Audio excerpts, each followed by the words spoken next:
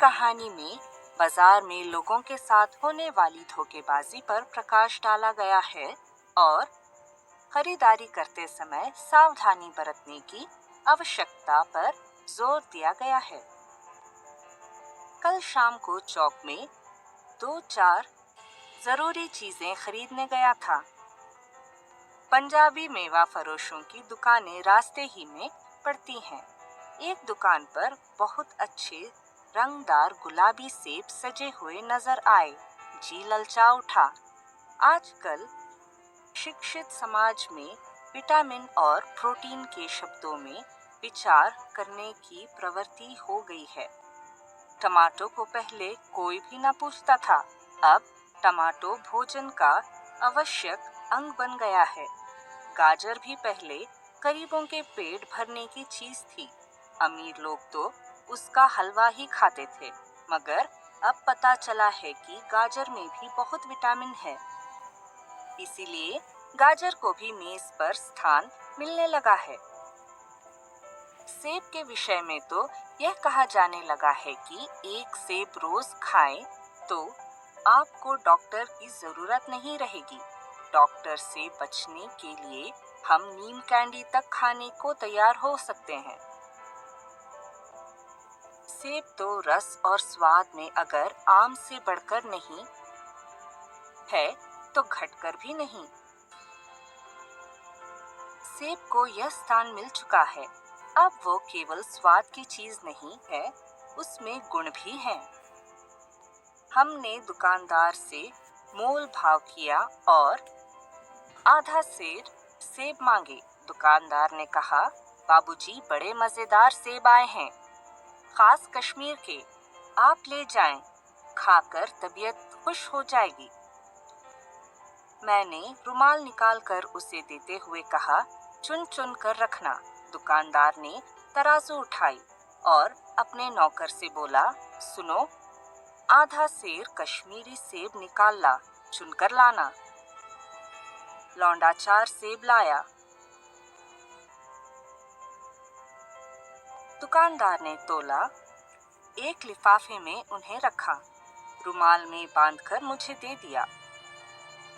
मैंने 4 आने उसके हाथ में रखे।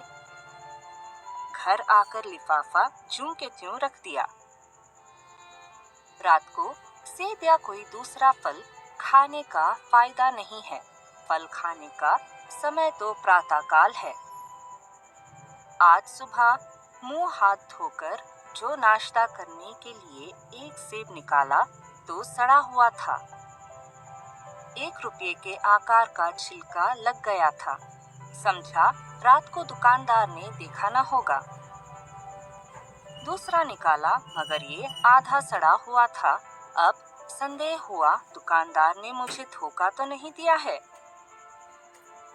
तीसरा सेब निकाला, ये सड़ा तो न था, मगर एक तरफ दबकर बिल्कुल चिपक गया था। चौथा देखा, वो तो यूं बेदाग था, मगर उसमें एक काला सुराख था, जैसे अक्सर बेरों में होता है। काटा तो भीतर वैसे ही धब्बे जैसे बेर में होते हैं। एक सेब भी खाने लायक नहीं। 4 आने पैसों का इतना गम ना हुआ जितना समाज के चारित्रिक पतन का। दुकानदार ने जानबूझकर मेरे साथ धोखेबाजी का व्यवहार किया। एक सेब सड़ा हुआ होता तो मैं उसको क्षमा के योग्य समझता। सोचता उसकी निगाह न पड़ी होगी, मगर चारों के चारों खराब निकल जाएं, यह तो साफ धोखा है। मगर इस धोखे में मेरा भी सहयोग था। मेरा उसके हाथ में रुमाल रख देना मैंने उसे धोखा देने की प्रेरणा थी। उसने भाप लिया कि यह महाशय अपनी आंखों से काम लेने वाला जीव नहीं है और ना इतने चौकस हैं कि घर से लौटाने आएंगे। आदमी बेईमानी तभी करता है जब उसे अवसर मिलता है। बेईमानी का अवसर देना चाहे वह अपने ढीलपन से हो या सहज विश्वास से, बेईमानी में सहयोग देना है।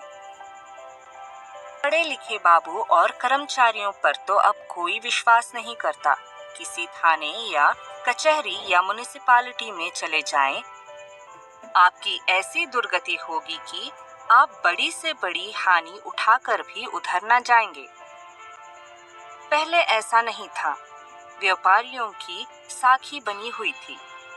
यूं तोल में चाहे छटाक आधा छटाक कस लें, लेकिन आप उन्हें 5 की जगह भूल से 10 के नोट दे आते तो आपको घबराने की कोई जरूरत नहीं थी। आपके रुपये सुरक्षित थे। मुझे याद है, एक बार मैंने मोहर्रम के मेले में एक दुकानदार से 1 पैसे की रेवड़ी ली थी और पैसे की जगह अठन्नी दे आया था। घर आकर जब अपनी भूल मालूम हुई तो दुकानदार के पास दौड़ा गया। आशा नहीं थी कि वो अठन्नी लौटाएगा, लेकिन उसने उसे लौटा दी और उल्टे मुझसे क्षमा मांगी। पर यहाँ कश्मीरी सेब के नाम से सड़े हुए सेब बेचे जाते हैं। मुझे आशा है पाठक बाजार में जाकर मेरी तरह आंखें ना बंद कर लिया करेंगे, नहीं तो उन्हें भी कश्मीरी सेब ही मिलेंगे।